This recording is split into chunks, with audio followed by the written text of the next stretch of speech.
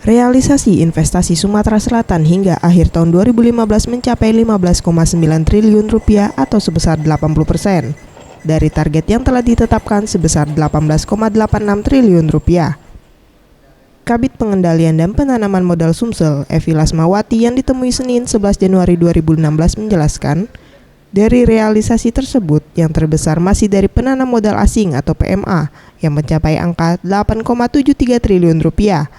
Sementara itu sisanya sebesar 7,17 triliun rupiah dari penanam modal dalam negeri atau PMDN. Dari beberapa perusahaan yang bergerak di perkebunan sawit, karet, dan pertambangan. Jenis perusahaan kita masih didominasi dengan perkebunan karena kita ketahui potensi Sumsel ini masih ada perkebunan kelapa sawit, karet, dan pertambangan.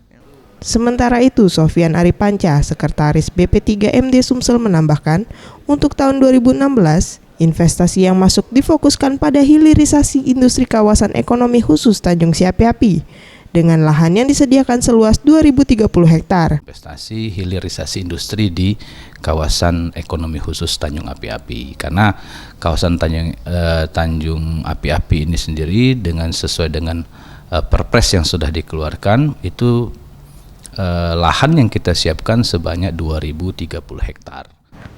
Mega Dwi Handayani, Gusti Putu Sumertayasa, Sriwijaya TV.